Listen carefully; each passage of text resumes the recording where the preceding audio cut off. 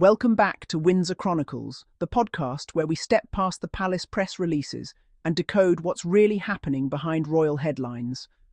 I'm your host, and today we're diving into a story that's got both the tabloids and royal watchers buzzing. Meghan, the Duchess of Sussex, shining in Paris. Now, this wasn't just any outing. The Duchess didn't just show up, she arrived. Elegant, confident, and absolutely glowing. Meghan turned heads at the Balenciaga fashion show, and later at a private dinner wearing a sleek black dress that had fashion critics and fans equally captivated.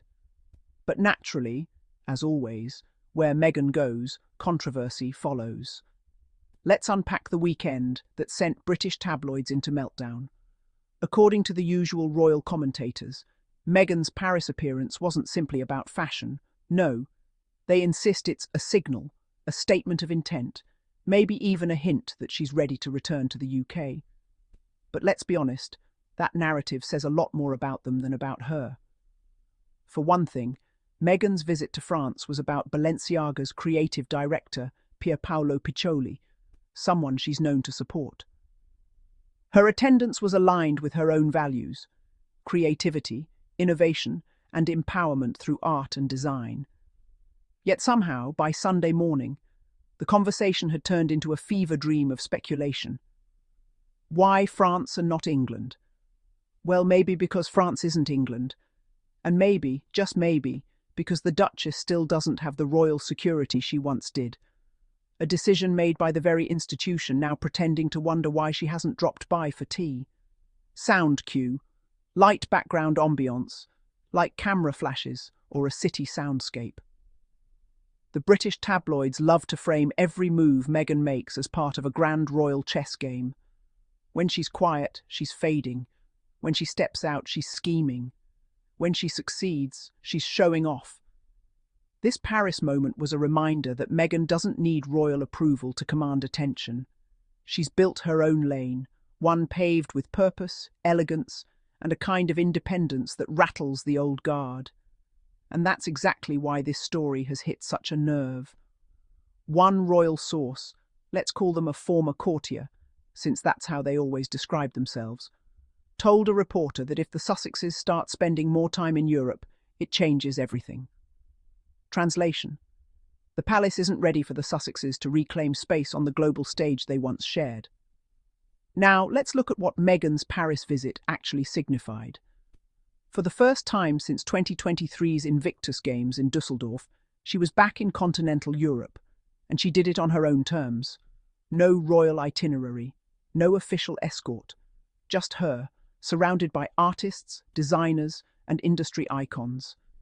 Every image that came out of that night, the white-tailored Balenciaga look, the chauffeur ride, the candle-lit after-party, was deliberate, elegant, and unmistakably Sussex-branded.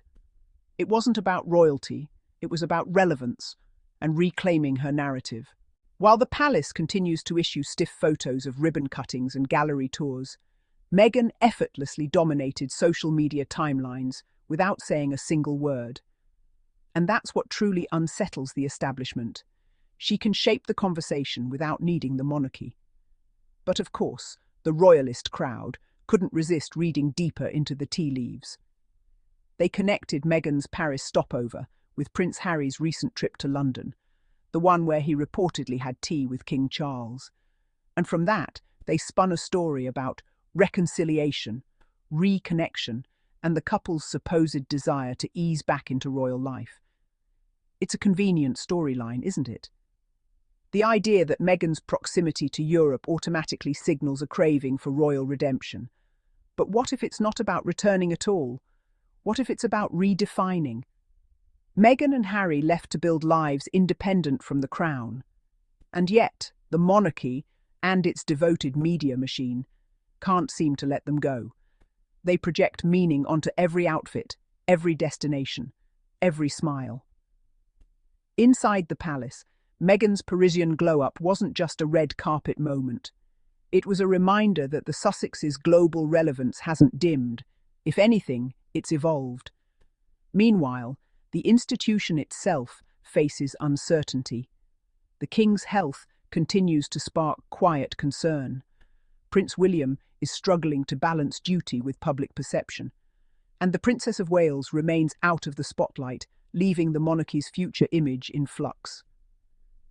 Against that backdrop, Meghan showing up, poised, powerful, and independent, sends a message louder than any speech. She's not retreating from the world. She's returning to it.